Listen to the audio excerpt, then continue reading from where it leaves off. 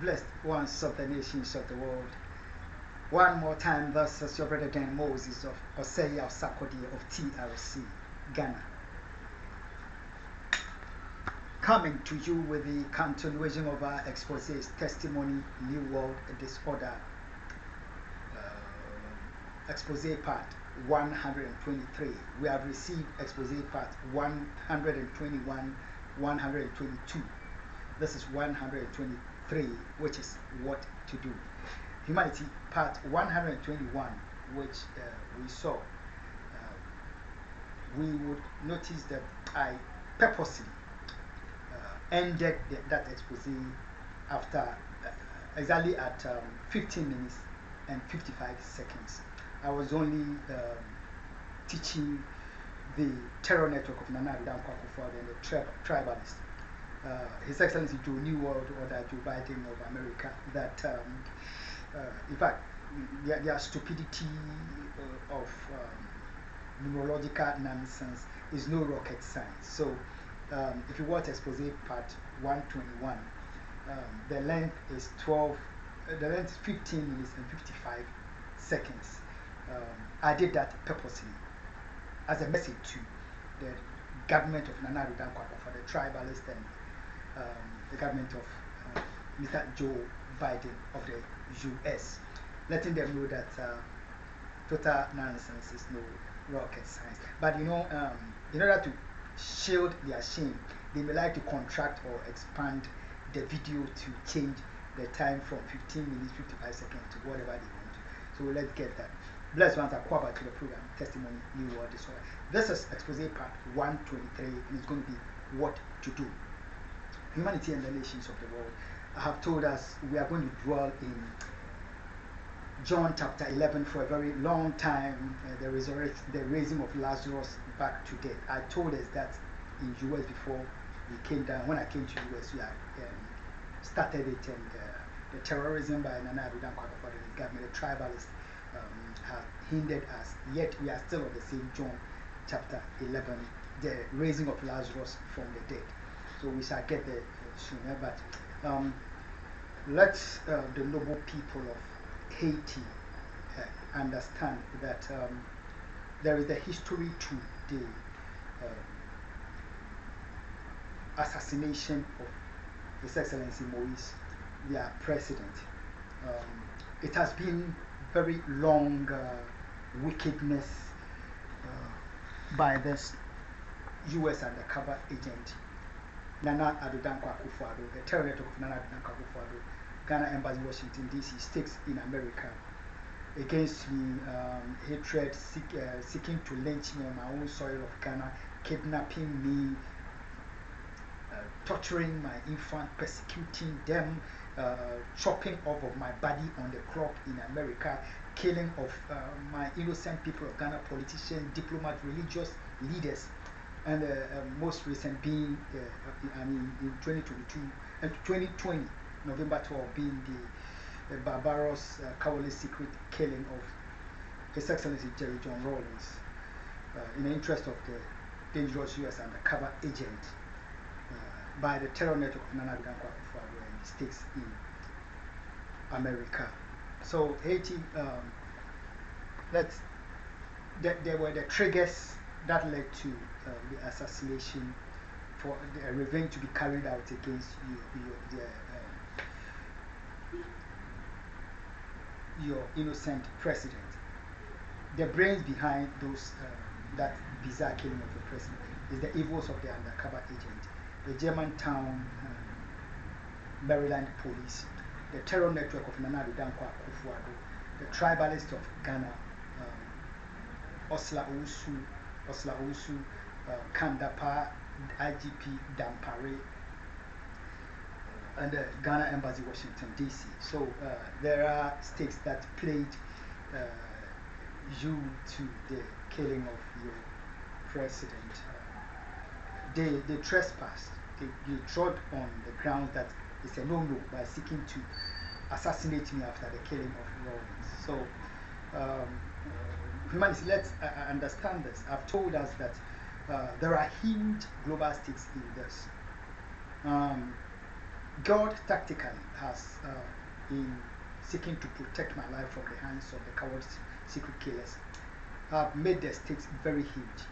If any dare on my life will go seek money at the expense of my life and try to come to get me killed, the truth is, if God doesn't use Israel to come after you to avenge me, God would bring Palestine. If he doesn't bring Palestine, he will use Europe, Asia, Australia. If he doesn't use Europe, he can bring erase forces from the Christian world, from he can stir up Muslims to come at you. He can stir up Judeans to come at you. God is fighting this battle with the whole of creation. So it's not just an issue of someone desiring money or colluding with the coward secret killers to come and kill me and getting away with it. You know, God is fighting on my behalf and on the behalf of humanity. So I will plead with you, whether you are my family member, you are my friend, you are my neighbor, you are my co-tenant, do not go seek money to come get me destroyed, seek to get me killed. The consequence of that would be, and maybe your own death. You will be set up for by the states for money, but they will not tell you that eventually they shall kill you.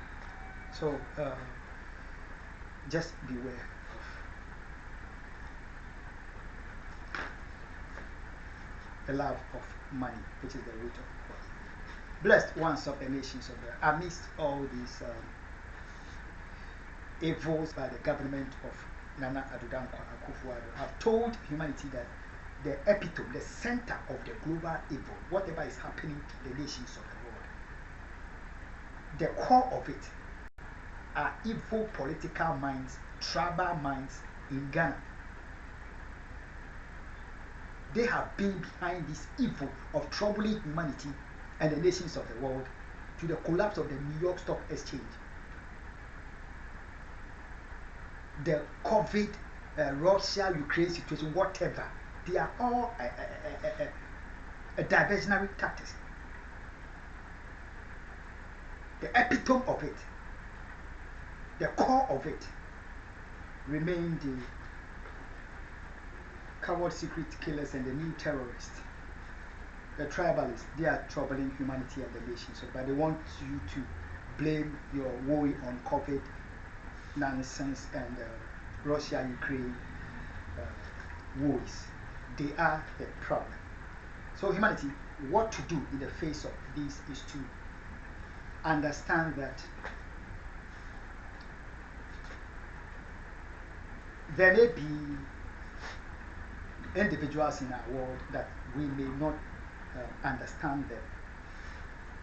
Identical twins of the same family, of the same father, mother, and fathers, there are still differences in them. There may come a time that you will not understand your own family member, people of your community, people of your nation, people of your own church, but that does not call for you to seek them, to kill them, and to destroy them. Jesus, while he was here, even in his approach to the raising of Lazarus from the dead, he was misunderstood. All his life in this world, he was misunderstood and was killed. But thank God, God brought him back to life. We should not seek the innocent to kill them because we don't understand them. I read for us. When he had heard, therefore, that he was sick, in other words, when Jesus had heard that Lazarus was sick, he abode 2 days still in the same place where he was. Then after this saith he to his disciples, let us go into Judea again.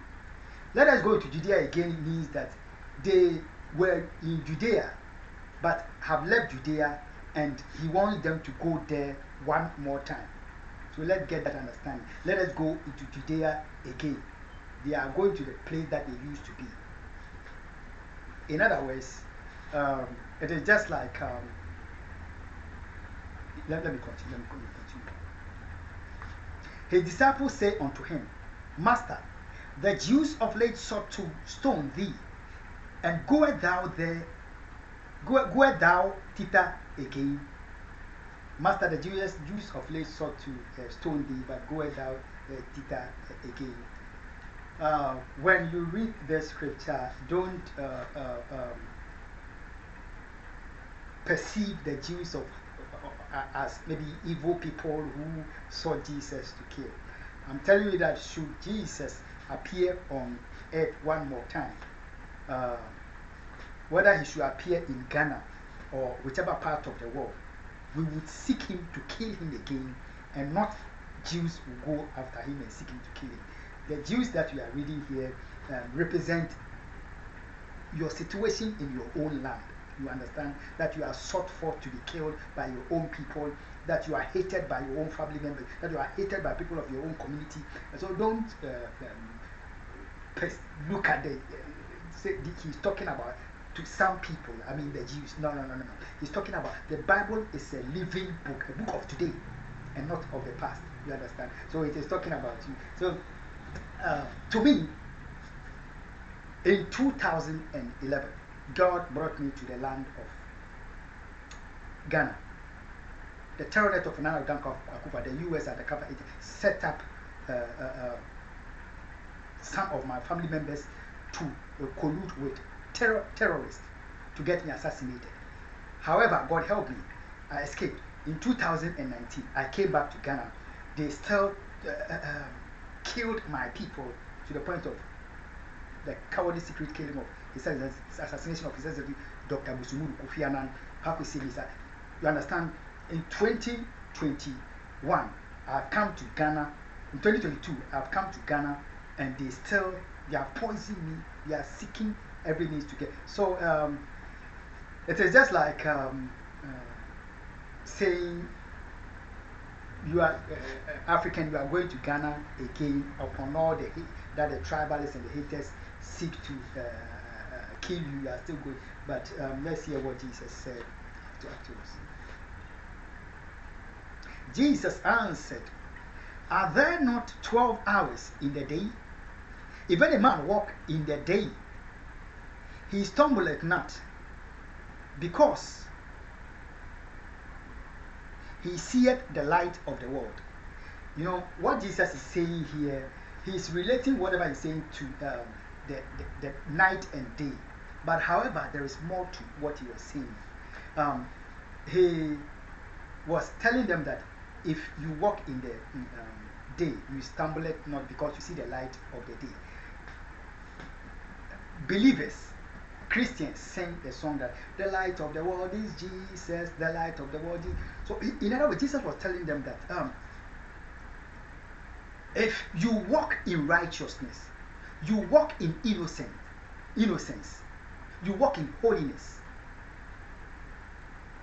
no evil shall befall you, no matter what orchestration and plans and plots of men against you. The people did not understand. Let's go further and read, and then we look. But if a man walk in the night, he stumbleth, because there is no light in him. He didn't say that if a man walk in the night, he stumbles because there is no light around. He said there is no light in him. I have told us that Jesus is the light of the world. So when he was telling them about, talking to them, he wanted them to understand. He was talking something deeper than ordinary darkness. He was talking to them about regarding the darkness has to do with evil, wickedness, sin, iniquity, transgression. If you walk in evil, evil befalls you. He said, whosoever breaketh the hedge, the serpent will bite. You understand? He wanted them to understand that I am the light of the world. Jesus wanted you to understand that I have done nothing wrong against the Jews. Don't try to paint the Jews as people that are dangerous to seek me to kill me. I have not done anything against any Jew for me to be afraid of going to them thinking that they will kill me. You understand? I have not done anything wrong against the tribalist of Ghana. Nana Addo Akufo and his terror network. Yet they have killed my father, killed my uncle, killed my pastor, killed my tortured my children, sexed up my wife, and yet I am not moved, I'm not afraid of their terrorism against me. You understand? Because I know that the light of the world is in me. Let him be in you. Let's go on. These things he said, and afterwards he said unto them, our friend Lazarus sleepeth, but I go that I may awake him out of sleep.